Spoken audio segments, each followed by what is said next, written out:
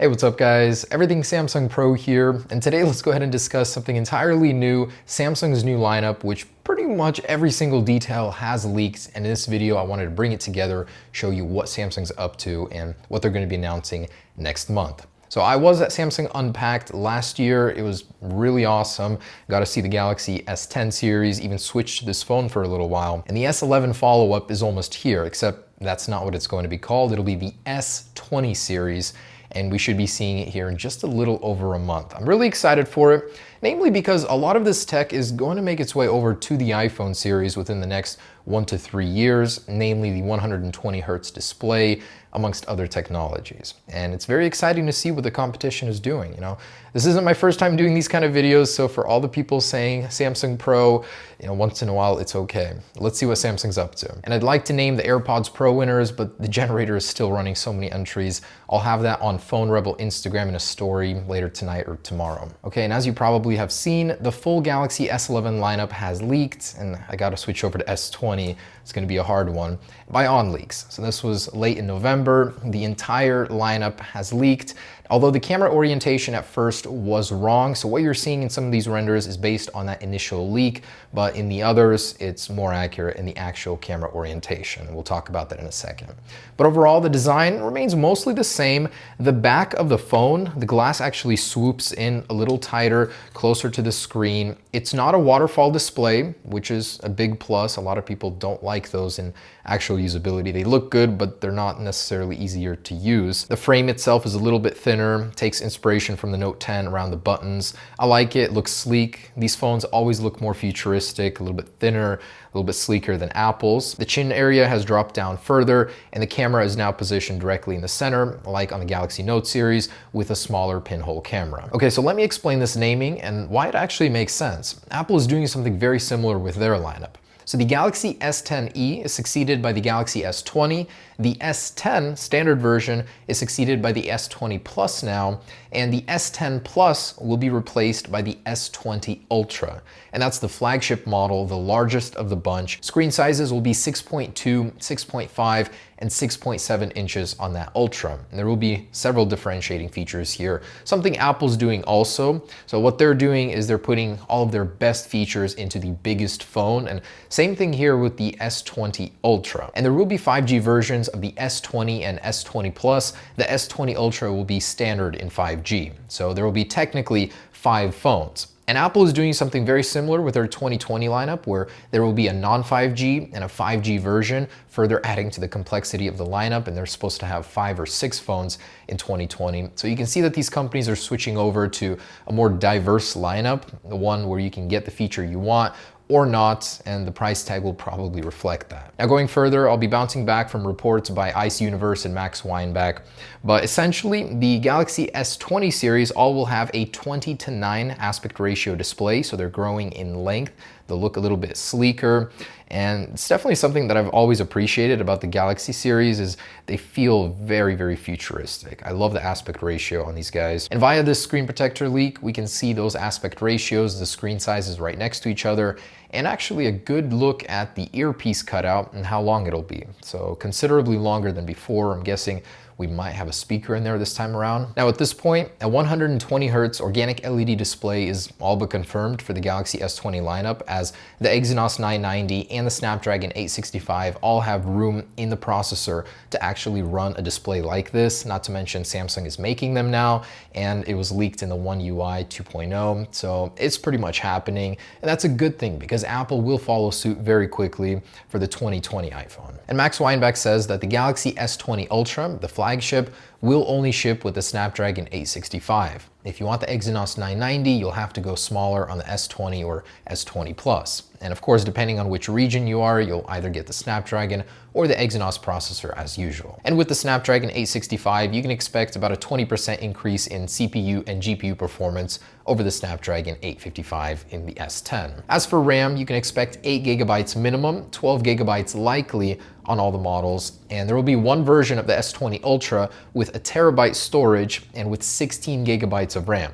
By the way, all of the storage on the Galaxy S20 series will be Universal Flat Storage 3.0, so the fastest storage you can get in a smartphone today. Now, to compensate for that 120Hz refresh rate display, Samsung will be launching massive batteries in the Galaxy S20 series. So an actual leak shows a 5,000 milliamp capacity on a battery destined for the S20 Ultra. Definitely makes sense. Both Apple and Samsung will be upgrading their batteries in order to make room for that 120Hz battery hog. And also in a report by The Elec, one I mentioned in an earlier iPhone leaks video, is that the Galaxy lineup this year will all be using new battery protection modules, same as the 2020 iPhones. They take up less space inside of the phone, allowing for that massive 5,000 milliamp battery on the S20 Ultra. As for charging capability, it's rumored the Ultra will be capable of 45-watt wired charging with 25-watt wired charging on the other models, and a reverse wireless charging on the back capable of 15 watts. That's higher than the current 9 watts available. And wireless charging is to be 18 watts capable. As for the fingerprint sensor, it'll still be using the same technology, ultrasonic, but now Samsung has partnered with Qualcomm to include a larger sensor that'll be 25% of the screen size, not only faster, but also more secure. So that's always a good thing to see improvement in many areas. I did think the spot was too small. Now it'll be a little bit more comfortable not having to press into the exact same spot on the screen every single time. Oh, and also the S10e replacement, the S20, will no longer have a fingerprint sensor on the side in the button. It'll now be in the screen as well. So more standard features for the entry-level model. Okay, now we get to the good stuff, good but crazy, the lens and camera capability of the Samsung Galaxy S20 series. It looks like Samsung really wants to show its prowess, and with their new 108 megapixel sensor, they're absolutely going to blow the iPhone out of the water, but also with their crazy looking lens. I did not think anyone could top Apple, but Samsung really has. That lens it's huge. So at first it looked a bit messy, then later on we found out the true orientation of that lens, and it does look a little bit cleaner, but it's huge. It's this platter on the back of your phone. Then again, what does it matter? You're not going to be looking at it that much. You're using it to take pictures. Yeah, it may not look the best, most aesthetically pleasing, but it'll take some amazing pictures. So the Ultra is rumored to have a 108 megapixel sensor, which Samsung currently produces, as well as periscope zoom with 48 megapixels on that sensor. And that's capable of 5 times zoom.